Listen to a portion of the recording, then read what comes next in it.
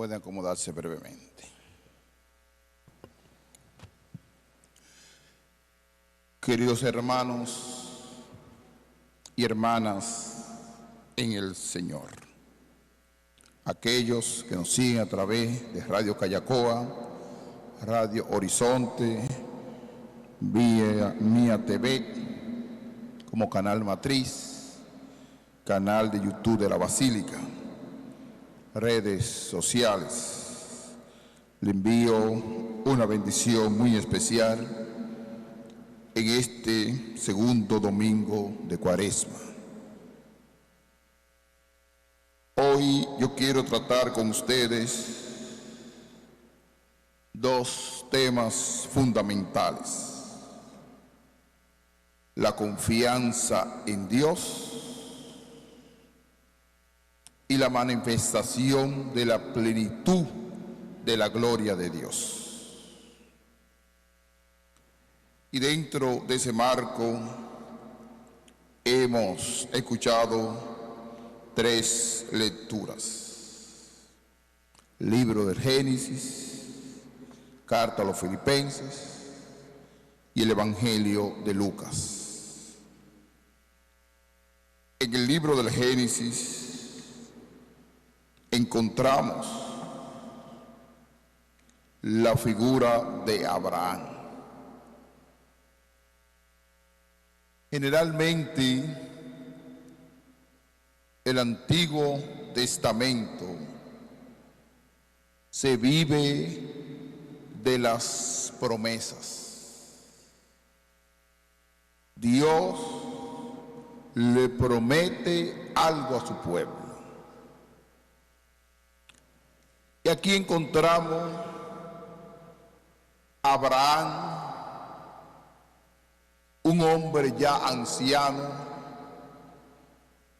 trabajador de la tierra, pastor de las ovejas. Y también la otra figura, ya anciana, su esposa Sara. Y Dios le hace una gran promesa, ya un hombre anciano sin tener hijo, que va a ser padre de una gran generación, como la estrella que se encuentra en el cielo, una gran descendencia. Y la otra gran promesa es una patria, es una tierra.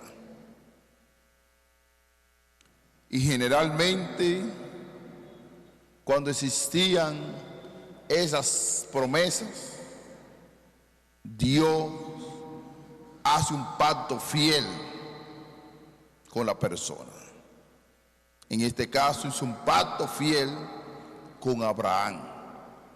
Y lo hizo a través de los diferentes sacrificios de animales que hoy presenta la palabra de Dios. ¿Y cuál es la postura de Abraham frente a estas dos propuestas de Dios?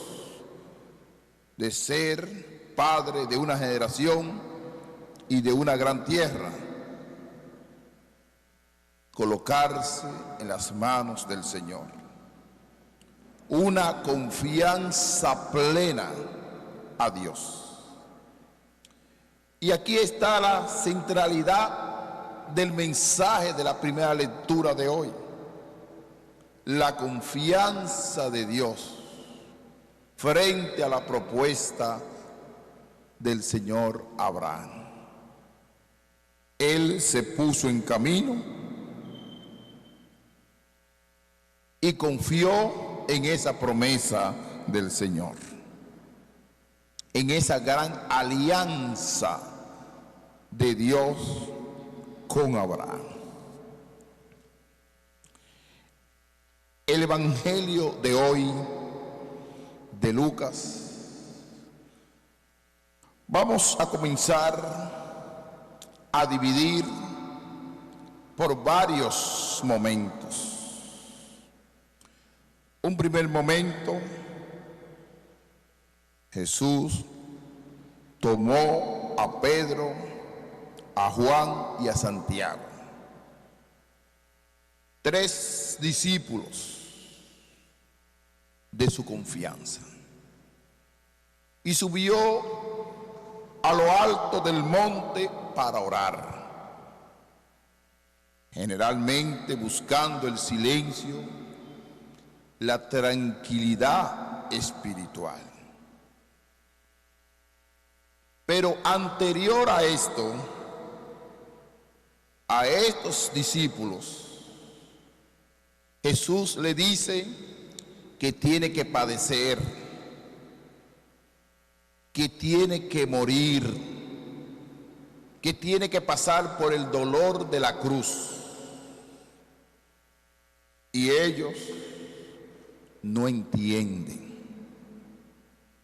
porque tienen un concepto de un Mesías de poder, de un Mesías de un gran ejército, de un poder político que viene a liberar al pueblo de Israel. Y Jesucristo tiene que desmontar esa idea de triunfalismo que ellos tienen. Porque primero va la cruz y después va la resurrección. Pero Jesucristo quiere motivar la confianza en estos discípulos que tienen cierta rebeldía, contrario al plan de Jesucristo, que es el sufrimiento en la cruz. Un Mesías que va a padecer, que va a morir. Y ellos tienen a un Mesías triunfador, a un Mesías de poder. Y Jesucristo quiere motivar la confianza. Mientras oraba, el aspecto de su rostro cambió y sus vestidos brillaban de esplendor. Hubo una transfiguración.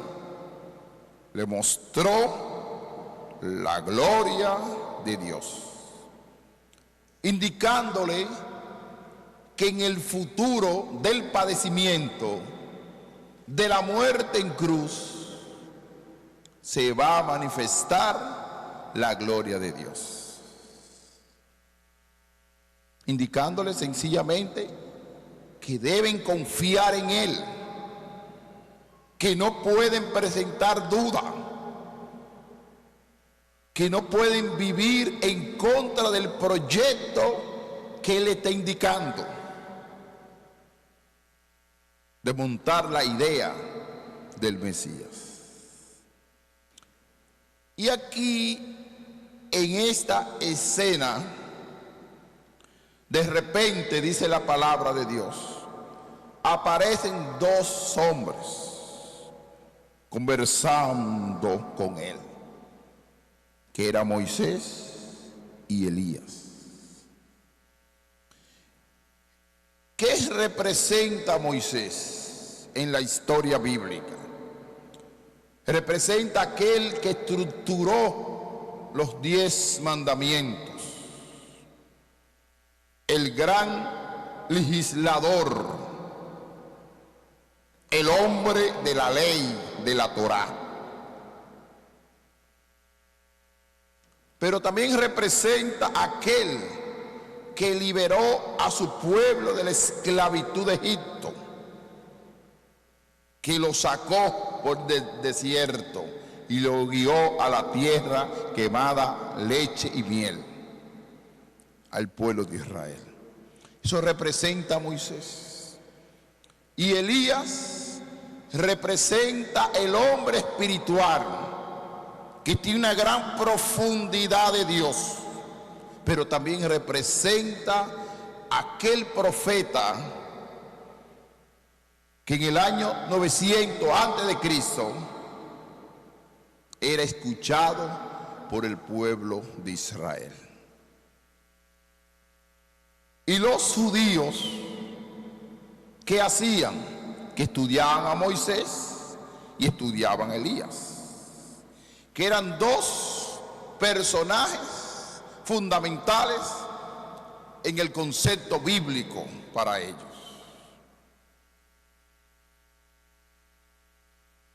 Pedro y sus compañeros se caían de sueño, pero cuando miraron a estos dos hombres, se admiraron. ¿Qué dijo Pedro? Maestro, qué bueno es que estemos aquí. Le gustó el lugar, pero se olvidó de aquel momento que Jesucristo le dijo que el Hijo del Hombre tiene que padecer, morir en la cruz. Qué bien se está aquí. Y dice, haremos 3 tiendas, una para ti, otra para Moisés y otra para Elías. Aquí hay un indicador que se llama igualdad. Está igualando a Moisés y a Elías igual que a Jesucristo. No hay una distinción entre Moisés y Elías. Y coloca a Jesucristo igual que ellos. Vamos a hacer 3 tiendas. Esto indica que Pedro no sabía lo que estaba diciendo y no descubrió el horizonte y el conocimiento profundo de la persona de Jesucristo. Así es la dinámica del mundo de hoy. Aquí debe existir lo que se llama una jerarquía, no una igualdad. Porque Jesucristo en otra ocasión va a decir, yo soy más que Moisés, más que Elías, más que cualquier profeta. Yo soy el centro de la vida cristiana. Y ellos quieren comparar a Jesús con Moisés y con Elías. Y se olvidan de todo, se olvidan del padecimiento y de la cruz.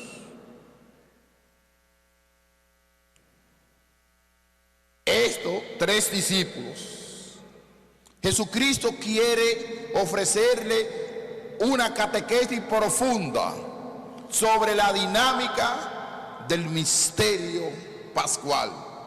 Cristo ha muerto y ha resucitado. Ellos entienden un solo elemento, la transfiguración, pero no entienden el otro elemento que él explicó anteriormente, que es el sufrimiento de la cruz. Por eso cuando Jesucristo le explica a veces sobre la misión del Mesías, ¿qué hace Pedro? Lo increpó, le llamó la atención, y Jesucristo fue más fuerte, increpó a Pedro. Tú piensas como los hombres y no piensas como Dios. Sí que había un concepto antropológico del Mesías. Y Jesucristo, como repito la palabra, quiere desmontar esa idea. Miren, esta es la gloria de Dios, eso hay en el futuro, pero esto hay que ganarse, hay que dar la vida, hay que vivir en el amor, hay que vivir en el servicio y la entrega para llegar a este lugar.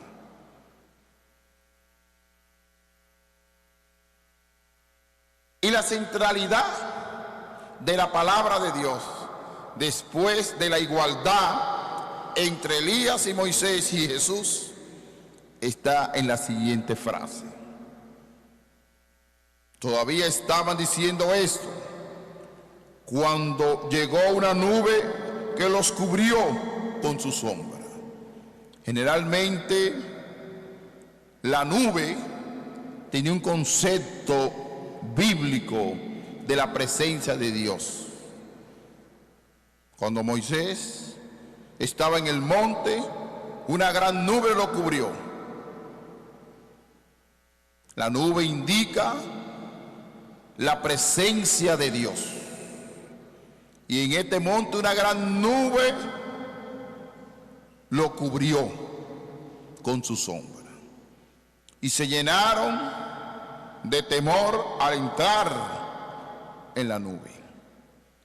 Y en medio de esa realidad se escuchó una gran voz diciéndole a los discípulos, principalmente a Pedro y a Juan y a Santiago, que la voz que hay que escuchar con atención no es la ley de Moisés, ni la presencia histórica del profetismo, sino que hay una voz autorizada, una autoridad autorizada, que es el Mesías. Si no basta que Jesucristo le quite la idea triunfalista, que ellos tengan un concepto desviado del Mesías, sino el propio Dios desde el cielo le dice: este es mi hijo, el elegido, escúchalo. Aquí está el gran concepto teológico, que la voz que tenemos que escuchar es la voz de Jesucristo. Por eso el pastor va a conducir a su pueblo. Habrá un solo pastor y un solo rebaño. No hay muchos rebaños, sino un solo pastor, que es Jesucristo. Y en ese es que nosotros tenemos que colocar nuestra confianza. En el mundo de hoy hay muchas voces, muchas voces. Hay voces ideológicas. ¿Cuántas voces tenemos defendiendo ideología extraña en este mundo? Ideología que van en contra de los valores de Dios, que van en contra de la ley natural. Y esa voz también se escucha en el mundo. Y nosotros no podemos ir detrás de esa voz ideológica. También existen voces políticas que llenan al mundo de muchas promesas, de muchos planes, y a veces vamos detrás de ellos y de ellas, y la gente escucha más esa voz que la voz de Dios. Hay voces que también van desviando la doctrina cristiana, voces que van desviando la doctrina cristiana, la verdad de Dios en el mundo. Y esas voces tampoco la podemos escuchar. La verdadera voz es la voz de Dios a través del magisterio, que es la iglesia. Pero ese magisterio tiene que estar unido a la voz de Dios, que dice: escuchen a mi hijo amado. Cuando se deja de escuchar a mi hijo amado, vienen las desviaciones, inclusive de nuestra fe, las desviaciones de nuestras tradiciones, las desviaciones de nuestro estilo de vida, cuando uno deja de escuchar esta voz autorizada que dice Dios. Y al final del texto, ¿qué dice?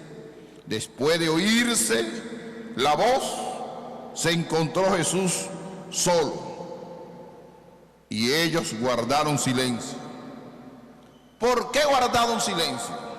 Porque entendieron, y a la vez de entender no estaban preparados para asumir la cruz que dice hoy la carta a los Filipenses. Para algunos es una locura, para otros es una ganancia. La cruz para el cristiano es una ganancia, porque sin cruz no hay transfiguración, no hay resurrección. Por eso ellos se querían acomodar al mundo, se querían instalarse, no querían comprometerse. Le estoy hablando de los primeros discípulos. Cuando nosotros como iglesia nos queremos montar en el confort, en la grandeza, en el poder, en el mando, estamos equivocados. Eso no es nuestra misión. Nuestra misión debe ser el padecimiento, la cruz, camino hacia la resurrección, camino a la vida, camino a la Pascua. Y eso es lo que nosotros estamos celebrando. Jesucristo quiere mostrarle la transfiguración, quiere mostrarle exteriormente la gloria de Dios. Y ellos lo comparan ¿con quién? Con Moisés y Elías. Y Jesús es más que Moisés y Elías. Quieren instalarse también, diciéndole qué bien está aquí, y no quieren bajar a Jerusalén, donde se va a producir el gran acontecimiento de la muerte de Cristo en la cruz. Pero se va a producir la dinámica que plantea hoy la transfiguración, que es la resurrección. Una cosa viene primero y otra después. Pero ellos querían quedarse en el después. No querían tener la experiencia, el padecimiento, el sufrimiento de la cruz. Por eso, si el cristianismo pierde el horizonte de la cruz, pierde el horizonte de Dios a través de Jesucristo muerte en la cruz, perdemos el horizonte de todo. Porque uno se convierte en una comunidad de prosperidad, de felicidad, y se va desviando del plan originario de Dios, que es el Mesías padeciente, el Mesías de la cruz. Pero no nos vamos a quedar en la cruz, sino nos vamos a transformar como Él le mostró. Jesucristo le muestra los dos caminos: el camino de la cruz y el camino de la resurrección. Ahí está el secreto pascual. ¿Ustedes lo quieren tomar? ¿Lo quieren asumir? ¿O lo quieren rechazar? Y durante la experiencia, el mismo Pedro que dijo: a ese hombre no lo conozco, en 3 ocasiones. No sé de quién me está hablando. Lo está negando. Negó la cruz, negó el sufrimiento, porque era más cómodo estar en el monte, lleno de felicidad, lleno de esplendor, lleno de luz. Pero para lograr ese monte Tabor, tenemos que padecer. Por eso, queridos hermanos y hermanas, vamos a colocar en las manos del Señor para vivir este tiempo de la Cuaresma asumiendo la dinámica de la cruz, pero camino hacia la Pascua, camino hacia la resurrección. Que el Señor le come muchas bendiciones. Amén.